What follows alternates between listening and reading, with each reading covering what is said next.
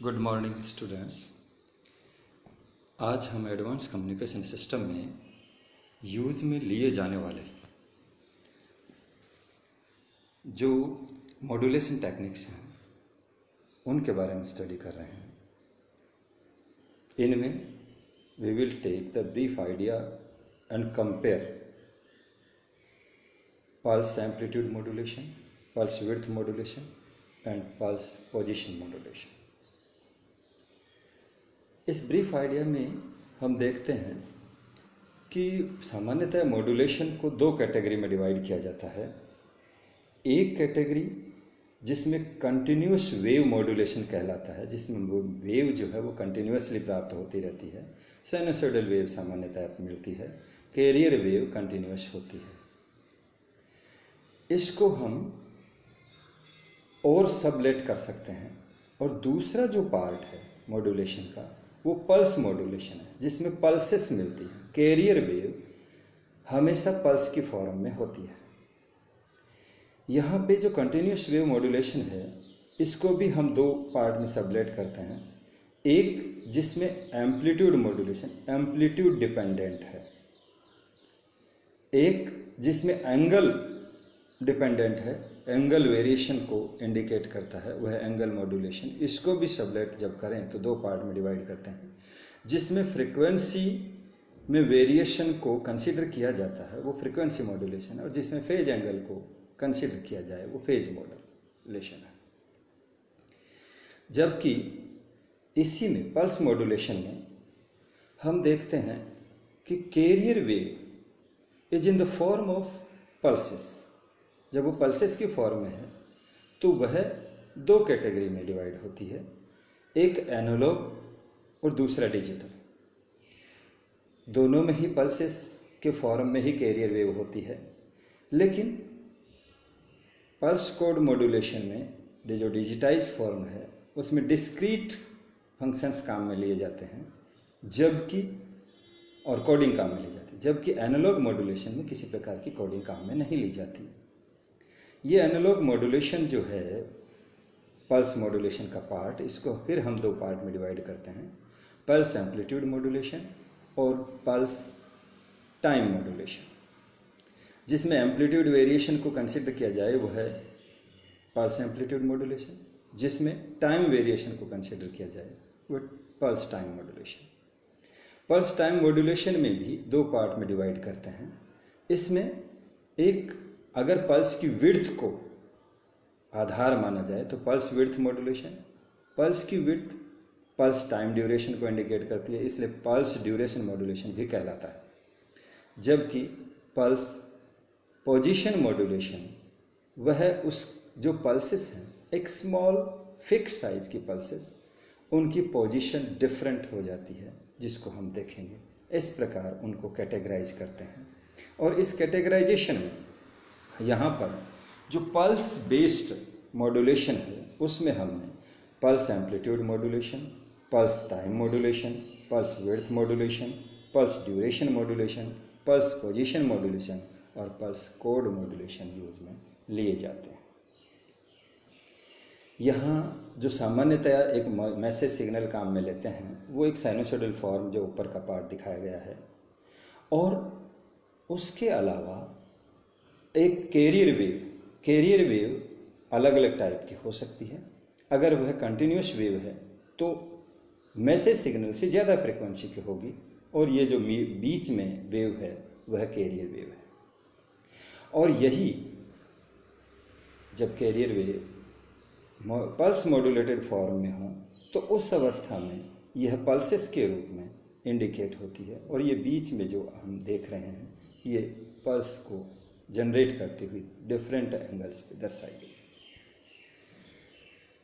यहाँ पे जो पल्स मॉड्यूलेशन, क्योंकि हम डिजिटल कम्युनिकेशन के अंतर्गत और एडवांस कम्युनिकेशन में पल्स मॉड्यूलेशन ही सामान्यतः काम में लेते हैं, तो इसको हमने कैटेगरी के तौर पे हमने देखा था कि यह एनालॉग और डिजिटल दो फॉर्म में है। एनालॉग PAM और PTM है। PTM जो है फिर दो फॉर्म में बांटा गया, पल्स ड्यूरेशन मॉड्यूलेशन या पल्स विड्थ मॉड्यूलेशन और पल्स पोजीशन मॉड्यूलेशन। ये आखिर है क्या?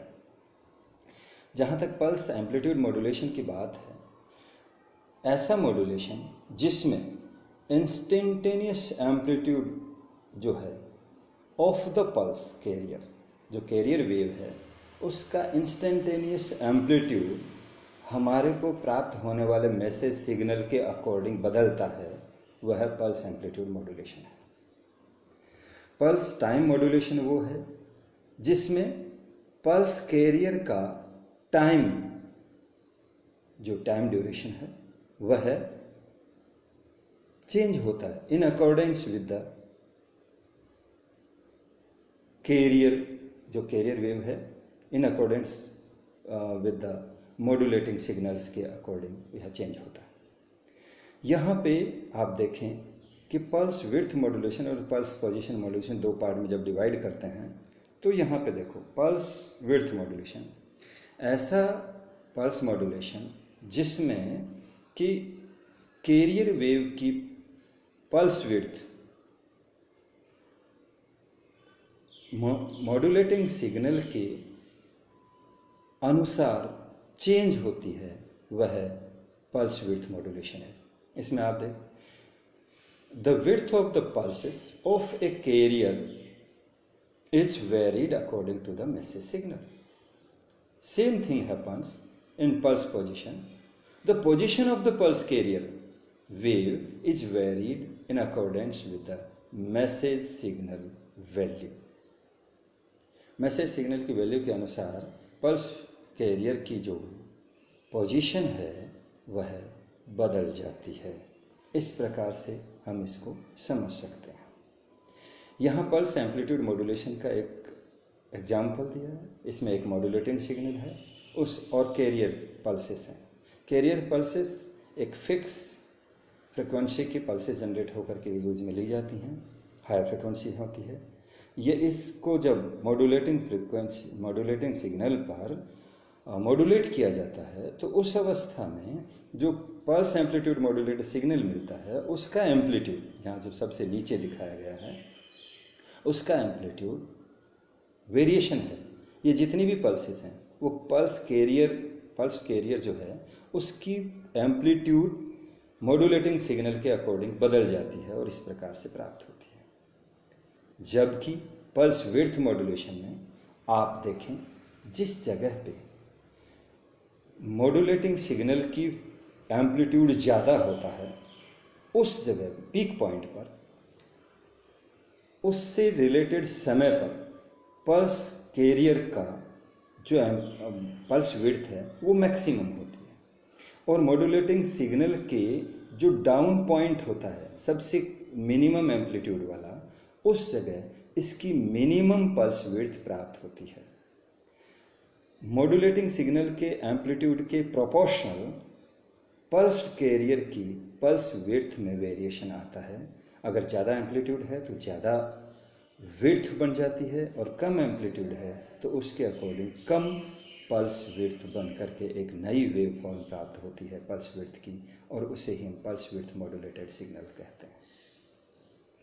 तीसरा, यह जो मॉड्यूलेटिंग सिग्नल है इस सिग्नल में आप देखें उसके पीक पॉइंट्स या डाउन पॉइंट्स, इन पर आप देखें जहाँ पे मैक्सिमम पल्स विड्थ मिल रही थी वो पॉइंट्स, और जहाँ मिनिमम पल्स विड्थ मिल रही थी वो पॉइंट्स, वो पल्स विड्थ मॉड्यूलेटेड फॉर्म में जब कन्वर्ट किए गए तो उस समय अधिकतम पल्स विड्थ और मिनिमम पल्स विड्थ की पल्सेस प्राप्त हुई और उनको according to the modulating signals amplitude pulse width modulation के मॉड्यूलेटेड वेव की जो पल्स विड्थ है वह बदल जाती है।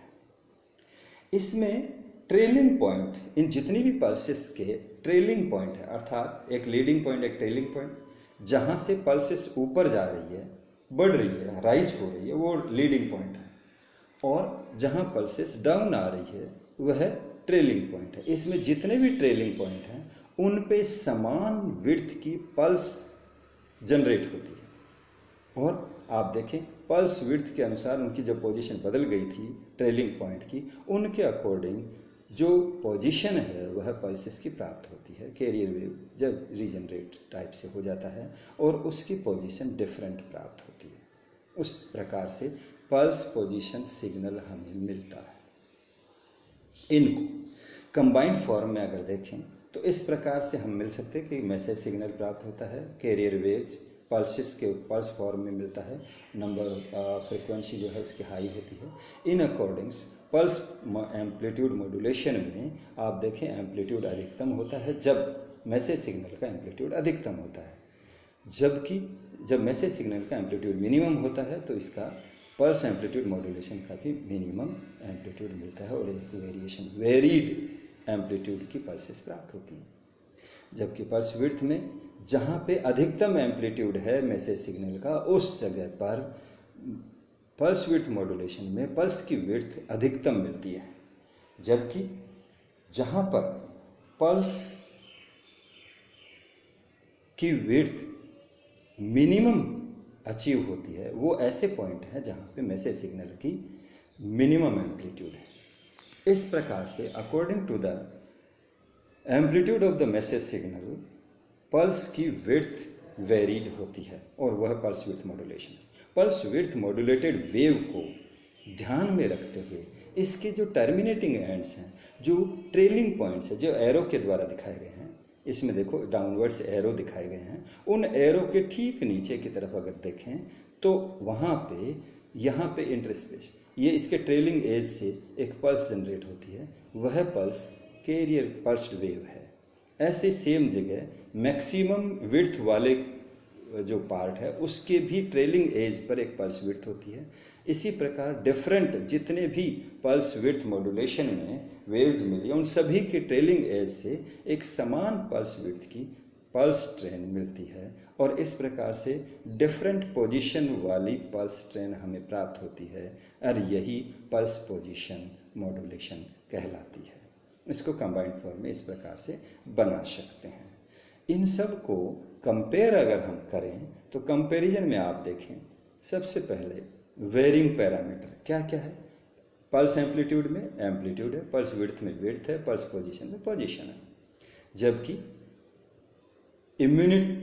इम्यूनिटी टुवर्ड्स द नॉइज अर्थात जिसको हम कह सकते हैं कि नॉइज को कम से कम ग्रहण करे, तो अगर हम ये PAM में लो होती अर्थात नॉइज थोड़ी ज़्यादा आ सकती है, जबकि PWM और PPM में सबसे ज़्यादा होती है, तो उस अवस्था में वहाँ पे नॉइज आने की संभावनाएं बहुत कम है।